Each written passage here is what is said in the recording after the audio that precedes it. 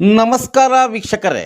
ಚಿಂತಾಮಣಿ ತಾಲೂಕಿನ ಯಗಕೋಟೆ ಕೆಪಿಎಸ್ ಶಾಲೆಯಲ್ಲಿ ನಡೆದ ಶ್ರೀನಿವಾಸಪ್ಪ ಎಂಎಸ್ ರವರ ವಯೋನಿವೃತ್ತಿ ಸನ್ಮಾನ ಸಮಾರಂಭ ಅತ್ಯಂತ ಅರ್ಥಪೂರ್ಣವಾಗಿ ವಿಜೃಂಭಣೆಯಾಗಿ ನಡೆಯಿತು. ಈ ಸಮಾರಂಭ ಯಗಕೋಟೆ ಕೆಪಿಎಸ್ ಶಾಲೆ ಆವರಣದಲ್ಲಿ ವರ್ಣರಂಜಿತ ಕಾರ್ಯಕ್ರಮವಾಗಿದ್ದು, ಅಪಾರ ಸಂಖ್ಯೆಯಲ್ಲಿ ಶಿಕ್ಷಕವೃಂದದವರು, ಎಂಎಸ್ ರವರ ಶ್ರೇಯೋಭಿಲಾಷಿಗಳು, ಹಳೆಯ ವಿದ್ಯಾರ್ಥಿಗಳು, ಗ್ರಾಮಸ್ಥರು ಶ್ರೀನಿವಾಸಪ್ಪ ಎಂಎಸ್ ರವರಿಗೆ ಹೃದಯ ಸ್ಪರ್ಶಿಯಾಗಿ ಸನ್ಮಾನಿಸಿ ಗೌರವಿಸಿದರು. ಈ ಸಂದರ್ಭದಲ್ಲಿ ಕೆಪಿಎಸ್ ಶಾಲೆಯ ಸಹಶಿಕ್ಷಕ ಮಂಜುನಾಥ್ ರವರು ಶ್ರೀನಿವಾಸಪ್ಪ ಎಂಎಸ್ ರವರ ಸೇವಾ ಅವಧಿಯಲ್ಲಿ ಅವರು ಮಾಡಿದ ಶೈಕ್ಷಣಿಕ ಪ್ರಗತಿ ಬಗ್ಗೆ ಸವಿಸ್ತಾರವಾಗಿ ವಿವರಿಸುತ್ತಿರುವ ದೃಶ್ಯ ವೀಕ್ಷಿಸಬಹುದು. ಬೀಳ್ಕೊಡುಗೆ ಸಮಾರಂಭ ಕಾರ್ಯಕ್ರಮವನ್ನು ಹಮ್ಮಿಕೊಂಡಿದ್ದೇವೆ. ಈ ಕಾರ್ಯಕ್ರಮದಲ್ಲಿ ಪ್ರಾಸ್ತಾವಿಕ ನುಡಿಯನ್ನು ಹಾಡಲು ನನಗೆ ಅವಕಾಶ ಕೊಟ್ಟಿದ್ದಾರೆ. ಅವರ ಒಂದು ಪ್ರಾಸ್ತಾವಿಕ ನುಡಿಯನ್ನು ಹಾಡಲಿದ್ದೇನೆ. ಅವರು ಎಂ ಗೊಲ್ಲಲ್ಲಿ ಗ್ರಾಮದಲ್ಲಿ ಶ್ರೀ ಸುಬ್ರಾಯಪ್ಪ ಮತ್ತು ಶ್ರೀಮತಿ ವೆಂಕಟಮ್ಮನವರ ಕಿರಿಯ ಮಗನಾಗಿ ದಿನಾಂಕ 22/7/1966ರಲ್ಲಿ ಶನಿವಾರದಂದು ಜನಿಸಿದರು. ಇವರು ಪ್ರಾಥಮಿಕ ಶಿಕ್ಷಣವನ್ನು ಸ್ವಗ್ರಾಮದಲ್ಲಿ 1ರಿಂದ 5ನೇ ತರಗತಿಯವರೆಗೂ ಓದಿ 6 ಮತ್ತು 7ನೇ ತರಗತಿಗಳನ್ನು HPS ದೇವಪಲ್ಲಿಯಲ್ಲಿ ವ್ಯಾಸಂಗ ಮುಗಿಸಿ ನಂತರ ಪ್ರೌಢ ಶಿಕ್ಷಣಕ್ಕಾಗಿ ಇದೇ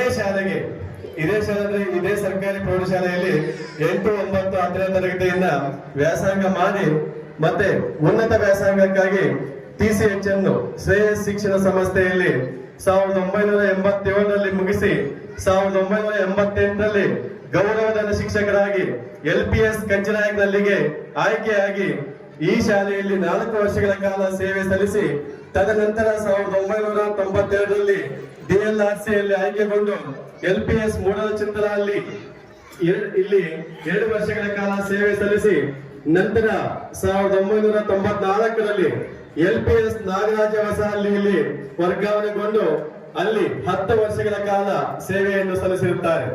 ಈ ಸಂದರ್ಭದಲ್ಲಿ ಕೇವಲ 11 ಜನ ವಿದ್ಯಾರ್ಥಿಗಳಿದ್ದ ಶಾಲೆಯನ್ನು 52 ವಿದ್ಯಾರ್ಥಿಗಳ ದಾಖಲಾತಿ ಆಗುವವರೆಗೂ ಶ್ರಮಿಸಿರುತ್ತಾರೆ. ಈ ಶಾಲೆ ಮತ್ತು ಗ್ರಾಮದ ಅಭಿವೃದ್ಧಿಗೆ ಶ್ರಮಿಸಿರುತ್ತಾರೆ.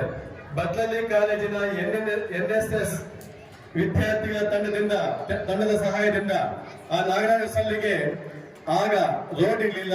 ರೋಡ್ ಮತ್ತು ಶಾಲೆ ತುಂಬಾ ಅವ್ಯವಸ್ಥಿತವಾಗಿರ್ತದೆ. ಅದನ್ನು ಆಯೋಜನೆ ಮಾಡಿ ಇದನ್ನು ಮಾಡಿದ್ದಕ್ಕಾಗಿ ಶಾಲೆಯ ಇಲಾಖೆಯಿಂದ ಕೀರ್ತಿಯನ್ನು ಹೆಚ್ಚಿಸುವಂತೆ ಮಾಡಿರುತ್ತಾರೆ. ಈ ಸಮಯದಲ್ಲಿ ಜನಮೆಚ್ಚಿನ ಶಿಕ್ಷಕ ಮತ್ತು ಶಾಲಾ ಉತ್ತಮ ಪ್ರಶಸ್ತಿಯನ್ನು ನೀಡಿ ಇಲಾಖೆ ಗೌರವಿಸಿರುತ್ತದೆ. ತದನಂತರ 2004ರಲ್ಲಿ ಅದೇ ಬಟ್ಲಳ್ಳಿ ಶಾಲೆಯ GMHPS ಬಟ್ಲಳ್ಳಿಗೆ ವರ್ಗಾವಣೆಗೊಂಡು 8 ವರ್ಷಗಳ ಕಾಲ ಸಹ ಶಿಕ್ಷಕರಾಗಿ ಹಾಗೂ ಪ್ರಭಾರ ಮುಖ್ಯ ಶಿಕ್ಷಕರಾಗಿ ಕಾರ್ಯನಿರ್ವಹಿಸಿರುತ್ತಾರೆ. ಶಾಲೆಯ ಸರ್ವತೋಮುಖ ಅಭಿವೃದ್ಧಿಗೆ ಶ್ರಮಿಸಿರುತ್ತಾರೆ. ದಾನಿಗಳಿಂದ ಹಾಗೂ ಪಂಚಾಯತ್ ವತಿಯಿಂದ ಸಾಕಷ್ಟು ಅಭಿವೃದ್ಧಿ ಕಾರ್ಯಕ್ರಮಗಳನ್ನು ಕೈಗೊಂಡಿರುತ್ತಾರೆ. ಆಗದಂತೆ ಶ್ರಮಿಸಿರುತ್ತಾರೆ. ಕ್ರೀಡಾಕೂಟಗಳಲ್ಲಿ ತನ್ನನ್ನು ತಾನು ಸಕ್ರಿಯವಾಗಿ ತೊಡಗಿಸಿಕೊಂಡು ಜಿಲ್ಲಾ ಮಟ್ಟದವರೆಗೂ ವಿದ್ಯಾರ್ಥಿಗಳನ್ನ ಕರೆದುಕೊಂಡು ಹೋಗಿರುತ್ತಾರೆ. ಕಬಡ್ಡಿ, ವಾಲಿಬಾಲ್ ಮತ್ತೆ ಖೋ-ಖೋ ಈ 3 ಆಟಗಳಲ್ಲಿ ಯಾವ PT ಮೇಸ್ಟ್ರಿಗೂ ಕಡಿಮೆ ಇಲ್ಲ. ಆ ತರ ಆಟ ಆಡಿಸ್ತಾರೆ. ಜೊತೆಗೆ ಯಾವುದೇ ಸ್ಪೋರ್ಟ್ಸ್ ಅಲ್ಲಿ PT ಮೇಸ್ಟ್ರುಗಳು ವಿಜಲ್ ಹಿಡ್ಕೋಬೇಕಾದ್ರೆ ಭಯಪಡೋರು ಅಂತದ ಅಲ್ಲಿ ವಿಜಲ್ ಹಿಡ್ಕೊಂಡು ಗೇಮ್ಸ್ ಅನ್ನ ಆಡಿಸ್ತಾ ಇದ್ರು. ಇದೆಲ್ಲ ಬಟ್ಲಳ್ಳಿ ಸ್ಕೂಲ್ ಮಕ್ಕಳು ಅಲ್ಲಿ ಓದಿರುವಂತವರಿಗೆಲ್ಲ ಗೊತ್ತಿರೋ ವಿಚಾರ. ನೆಕ್ಸ್ಟ್ ಭುವನೇಶ್ವರಿ ಕನ್ನಡ ಕಲಾ ಸಂಘದ ವತಿಯಿಂದ ಅದ್ದೂರಿಯಾಗಿ ಕನ್ನಡೋತ್ಸವವನ್ನು ನಡೆಸಿಕೊಡ್ತಾ ಇದ್ರು.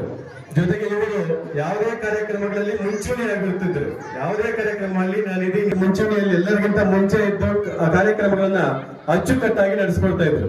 ಜೊತೆಗೆ ಅವರ ನಿರೂಪಣೆಯನ್ನು ಹೇಳಕ್ಕೆ ಆಗಲ್ಲ, ಅಷ್ಟು ಅಚ್ಚುಕಟ್ಟಾಗಿ ತುಂಬಾ ನೀಟಾಗಿ ಒಳ್ಳೆ ವಾಯ್ಸ್ ಇದೆ, ಲೌಡ್ ವಾಯ್ಸ್ ಇರೋದ್ರಿಂದ ತುಂಬಾ ಚೆನ್ನಾಗಿ ನಿರೂಪಣೆ ಮಾಡುವ ಶೈಲಿಯನ್ನು ಹೊಂದಿರುತ್ತಾರೆ. ಜೊತೆ ನಂತರ ಉನ್ನತ ಶಿಕ್ಷಣವಾದ BA, BEd, MA ಪದವಿಯನ್ನು ಪಡೆದಿದ್ದರಿಂದ 2012ರಲ್ಲಿ ಸರ್ಕಾರಿ ಪ್ರೌಢಶಾಲೆ ಬಟ್ಲಳ್ಳಿಗೆ ಬಡ್ತಿಯನ್ನು ಹೊಂದಿ ಕೌನ್ಸಿಲಿಂಗ್ ಮುಖಾಂತರ ಸರ್ಕಾರಿ ಪ್ರೌಢಶಾಲೆಯನ್ನು ಆಯ್ಕೆ ಮಾಡಿಕೊಂಡಿರುತ್ತಾರೆ. 2000ರಲ್ಲಿ ಗ್ರೇಡ್ 2 ಪ್ರೌಢಶಾಲೆ ಶಿಕ್ಷಕರಾಗಿ ಆಯ್ಕೆಗೊಂಡು ಅದೇ ಬಟ್ಲಳ್ಳಿ ಸರ್ಕಾರಿ ಪ್ರೌಢಶಾಲೆಗೆ ಕೌನ್ಸಿಲಿಂಗ್ ಸ್ಥಾನ ನಿಯುಕ್ತವನ್ನು ಆಯ್ಕೆ ಮಾಡಿಕೊಂಡಿರುತ್ತಾರೆ. ದಿನಾಂಕ 10/4/2012 ಪ್ರೌಢಶಾಲೆಗೆ ಹಾಜರಾಗಿರುತ್ತಾರೆ. ಅಲ್ಲಿಂದ ಈ ಶಾಲೆಯಲ್ಲಿ ಸಹ ಶಿಕ್ಷಕರಾಗಿ ಸೇವೆ ಸಲ್ಲಿಸುತ್ತಿದ್ರು. ವಿಷಯ ಬೋಧನೆಗೆ ಗಮನ ಕೊಡುತ್ತಾ ಮುಖ್ಯ ಶಿಕ್ಷಕರೊಂದಿಗೆ ಕೈ ಜೋಡಿಸುತ್ತಾ ಶಾಲಾ ಅಭಿವೃದ್ಧಿ ಕಡೆಗೆ ಗಮನ ಹರಿಸಿದರು. ಆ ಶಾಲೆಯಲ್ಲಿ ಅವರು ಬಂದಾಗ 183 ಮಕ್ಕಳಿದ್ರು. ಅವರು ಬಂದ ಮೇಲೆ ಹೊಸ ಹೊಸ ಯೋಜನೆಗಳನ್ನು ಅಂದ್ರೆ ಮನೆಗೆ SSLC ರಿಸಲ್ಟ್ ಬಂದ್ರೆ ಅದನ್ನ ಪಾಂಪ್ಲೆಟ್ ಮಾಡಿಸೋದು, ಕರಪತ್ರಗಳು ಮಾಡೋದು, ಬ್ಯಾನರ್ಸ್ ಹಾಕೋದು, ಇಂತ ಹೊಸ ಹೊಸ ಯೋಜನೆ, ಮನೆ ಮನೆಗೆ ರಾತ್ರಿ ಭೇಟಿ ನೀಡೋದು. ಇಲ್ಲಿ ಸುಮಾರು ಜನ ಬಟ್ಲಲ್ಲಿ ಮಕ್ಕಳು ಬಂದಿದ್ದಾರೆ. ಅವರಿಗೆ ಗೊತ್ತು ನಾವು ನೈಟ್ ಯಾವ ಟೈಮಲ್ಲಿ ಯಾವ ಊರಿಗೆ ಯಾರು ಹೋಗ್ತೀವಿ ಅಂತ ಗೊತ್ತಿಲ್ಲ. ಎಲ್ಲಾ ಮಕ್ಕಳು ಮನೆಗೆ ಕಳಿಸ್ಬಿಟ್ಟು ಮತ್ತೆ ಎಲ್ಲಾ ಶಿಕ್ಷಕರು ಕೂಡ ಎಲ್ಲ ಅವಾಗ ಮಾತಾಡ್ಕೊಂಡು 6 ಅಥವಾ 6:30 ಟೈಮಲ್ಲಿ ಮಾತಾಡ್ಕೊಂಡು ಒಬ್ಬೊಬ್ಬರು ಒಂದೊಂದು ಊರಿಗೆ ನೈಟ್ ಹೋಗ್ಬಿಟ್ಟು ಮಕ್ಕಳು ಹೋಗ್ತಾ ಇದ್ರ ಇಲ್ವಾ ಅಂತ ಹೇಳ್ಬಿಟ್ಟು ಮಾಡ್ತಾ ಇದ್ವಿ. ಇದೆಲ್ಲ ಗೊತ್ತಿರೋ ವಿಚಾರ. ಅಷ್ಟನ್ನ ಆ ಯೋಜನೆಗಳನ್ನ ಹಾಕಿದ್ದೆ MS ಸರ್. ಅದುವರೆಗೂ ನಮ್ಗೆ ಅಷ್ಟೊಂದು ಐಡಿಯಾ ಇರ್ಲಿಲ್ಲ. ನೆಕ್ಸ್ಟ್ ಅಲ್ಲಿಂದ ಆ ಬಟ್ಲಲ್ಲಿ ಪ್ರೌಢಶಾಲೆಯಲ್ಲಿ 2019ರಲ್ಲಿ ಪ್ರಭಾರಿ ಮುಖ್ಯ ಶಿಕ್ಷಕರಾಗಿ ಇದು ಮತ್ತೆ 2 ಕ್ಯಾಂಪ್ ಮಾಡ್ತಾರೆ. 2013ರಲ್ಲಿ ಮತ್ತು 2015ರಲ್ಲಿ ಆರೋಗ್ಯ ತಪಾಸಣಾ ಶಿಬಿರಗಳನ್ನ ಹಮ್ಮಿಕೊಳ್ತಾರೆ. ಒಂದು ನೇತ್ರ ಶಸ್ತ್ರಚಿಕಿತ್ಸಾ ಶಿಬಿರ, ಇನ್ನೊಂದು ರಕ್ತದಾನ ಶಿಬಿರಗಳನ್ನ ಹಮ್ಮಿಕೊಂಡಿರ್ತಾರೆ. ಮತ್ತೆ 2019ರಲ್ಲಿ 2019ರಿಂದ ಹಿಡಿದು 2023ರವರೆಗೂ ಕೂಡ ಪ್ರಭಾರ ಮುಖ್ಯ ಶಿಕ್ಷಕರಾಗಿ ಕಾರ್ಯನಿರ್ವಹಿಸ್ತಾರೆ.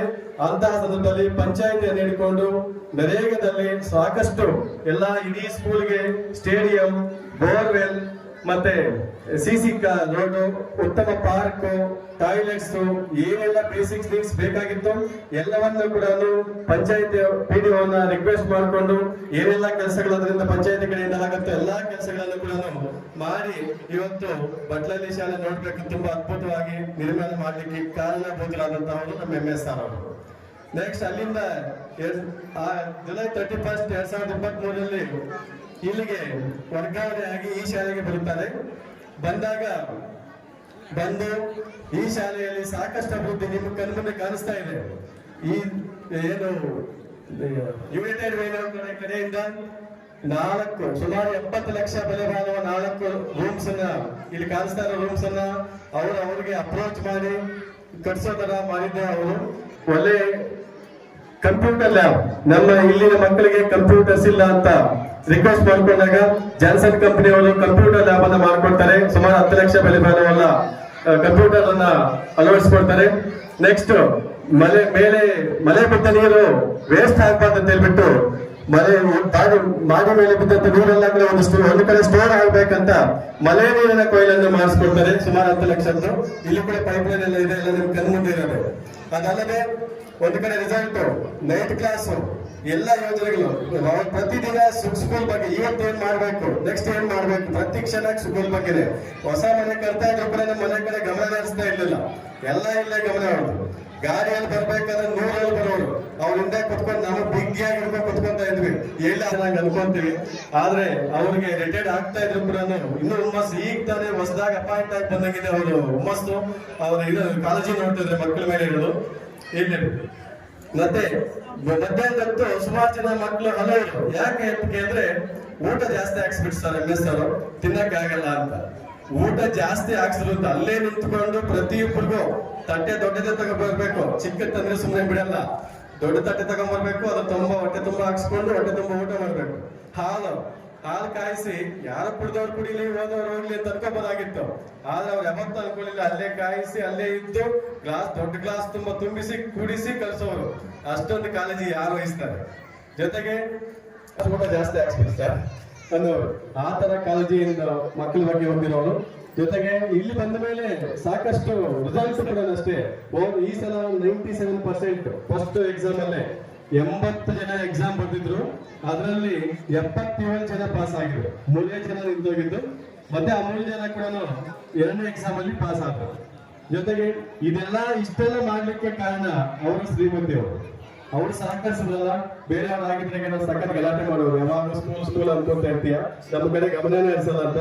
ಅದಕ್ಕೆ ಮೇಡಮ್ ಅವ್ರಿಗೆ ತುಂಬಾ ಥ್ಯಾಂಕ್ಸ್ ಹೇಳ್ಬೇಕು. ಆಗ್ಲಿಕ್ಕೆ ಇಷ್ಟೆಲ್ಲ ಕೆಲಸಗಳು ಮಾಡ್ಲಿಕ್ಕೆ ಮೇಡಮ್ ಅವ್ರದ್ದು ತುಂಬಾನೇ ಕೈ ಇದೆ. ಏನ್ ಬೇಕಾದ್ರೂ ಮಾಡಿ ಹಿಂದೆ ಏನೋ ನೀವು ಮಾಡ್ಕೊಳ್ಳಿ ಸ್ಕೂಲ್ ಕಡೆ ಅಂತ ಬಿಟ್ಬಿಟ್ಟಿದ್ರು. ಕಡೆಗೆ ಮಾಸ್ಟರ್ನ ಸ್ಕೂಲ್ಗೆ ಬಿಟ್ಬಿಟ್ಟಿದ್ರು. ಆ ತರ ಹೆಲ್ಪ್ ಮಾಡೋಂತ ಶ್ರೀಮತಿಯನ್ನು ಪಡ್ಕೊಂಡಿದ್ದು ಸರ್ ಅವ್ರದ್ದು ತುಂಬಾನೇ ಖುಷಿ ಆಗತ್ತೆ.